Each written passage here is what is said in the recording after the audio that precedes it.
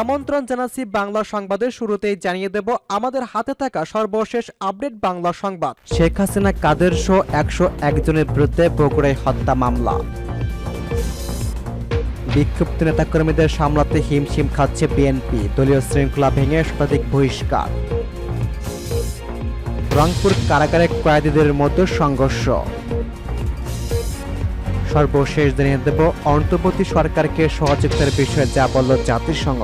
শুনছিলেন সংবাদ শিরোনাম, এখন বিস্তারিত। তার আগে অনুরোধ থাকবে ভিডিওতে একটি লাইক ও কমেন্টস করে জানিয়ে দেন আপনি ঘর থেকে শুনছেন এবং দেখছেন। শেখ হাসিনা কাদের শো 101 জনের বিরুদ্ধে বগুড়ায় হত্যা মামলা। বৈষম্যবিরোধী ছাত্র আন্দোলনের শিক্ষক সেলিম হোসেন নিহতের ঘটনায় আওয়ামী লীগের সভাপতি ও সাবেক প্রধানমন্ত্রী শেখ হাসিনা দলটির সাধারণ সম্পাদক ওবায়দুল কাদের সহ 101 জন আসামির নাম উল্লেখ করে বগুড়ায় সদর থানায় হত্যা মামলা দায়ের করা হয়েছে। মামলায় অজ্ঞাত পরিচয় আরও 350 জনকেও আসামি করা হয়েছে। সদর থানা ভারপ্রাপ্ত কর্মকর্তা সাইমান জানান, শুক্রবার দুপুর 12টার দিকে বগুড়া সদর থানায় নিহত সেলিম হোসেনের বাবা সেকেন্দার আলী বাদী হয়ে এই হত্যা মামলা দায়ের করেন। নিহত সেলিম হোসেন বাড়ি শিবগঞ্জ উপজেলার পিরপ ইউনিয়নের পলিকান্ধা গ্রামে।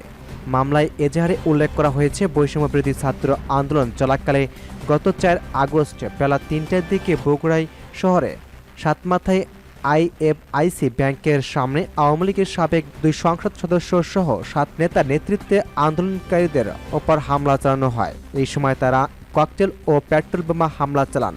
হামলায় শিক্ষক সেলিম হোসেন রক্তাক্ত হন। বগুড়া পৌরসভা কাউন্সিলর আব্দুল মতিন সরকার ও আমিনুল ইসলাম রামদাদের কুপিয়ে এবং কাউন্সিলর আরিফুর রহমান হকিস্টিক দিয়ে পিটিয়ে তাকে জখম করে। পরে অন্য হামলাকারীরা অস্ত্র দিয়ে আঘাত করে তার মৃত্যু নিশ্চিত করেন। মামলায় আসামিদের মধ্যে আওয়ামী লীগের 2 জন সাবেক সংসদ সদস্য, 5 জন উপজেলা চেয়ারম্যান, 2 জন মেয়র, বগুড়ায় পৌরসভা 8 জন কাউন্সিলর, ইউনিয়ন পরিষদ চেয়ারম্যান ছাড়াও 25 জন জনপ্রতিনিধি রয়েছে। বিক্ষুব্ধ নেতাকর্মীদের সামলাতে হিমশিম বিএনপি, দলীয় শৃঙ্খলা ভঙ্গে শতাধিক বহিষ্কার। ছাত্র জনতার অভ্যুত্থানে শেখ হাসিনা সরকারের পতনের পর বিক্ষুব্ধ নেতাকর্মীদের সামলাতে হিমশিম খাচ্ছে বিএনপির হাইকমান্ড। দীর্ঘদিন ধরে নির্যাতনের শিকার হওয়া অনেকের মধ্যে ক্ষমতাচ্যুত আওয়ামী লীগ নেতাদের উপর প্রতিশোধ স্ফীত রয়েছে। কোনো ক্ষেত্রে ক্ষোভের বহিঃপ্রকাশ ঘটাচ্ছেন তারা।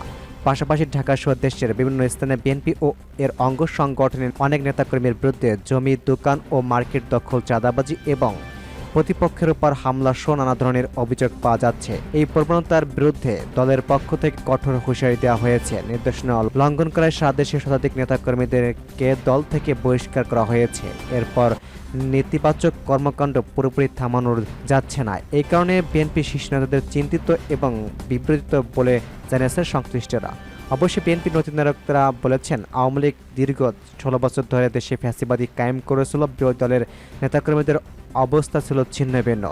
দীর্ঘ প্রায় 1.5 যুগ পর শেখ হাসিনা ও তার সরকার পতন হলে অনেকেই ক্ষোভ প্রকাশ করেছে। তবে তাদের বিরুদ্ধে অভিযোগ উঠেছে তাদের অনেকেই হাইব্রিড, যারা এতদিন দলের দুর্দিনের পাশে ছিল না, তারাই রাতারাতি দলের নাম ভাঙিয়ে অপকর্মে জড়িয়েছে, বিএনপির সুনাম ক্ষুণ্ণ করেছে।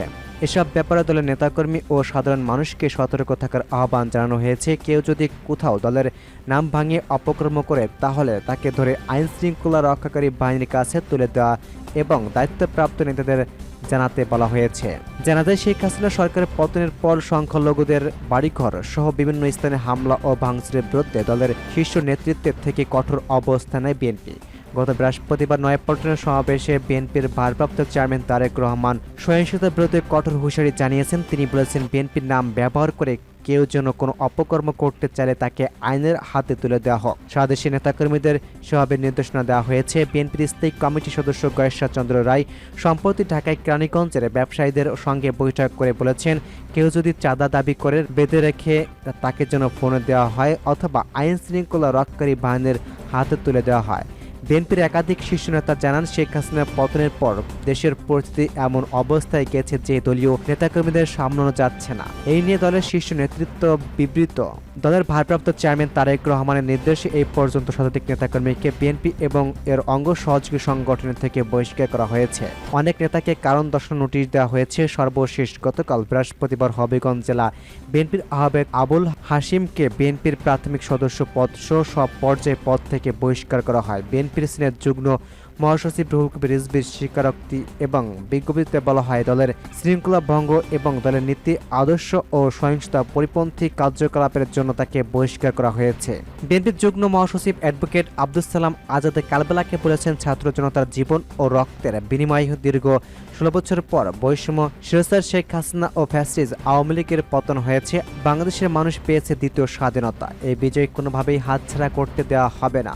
এখন অন্তর্বর্তীকালীন সরকার ক্ষমতায় আছে, তারা একটি গ্রহণযোগ্য নির্বাচনী ব্যবস্থা করে দেশে গণতন্ত্র ও ভোটের অধিকার পুনরুদ্ধার করবেন। কিন্তু এ সময় কোনো বিএনপি বা অঙ্গ সংগঠনের নাম ব্যবহার করে কেউ কোনো অন্যায় কাজে যুক্ত হলে সে যেই হোক না কেন তার বিরুদ্ধে কঠোর ব্যবস্থা নেওয়া হবে।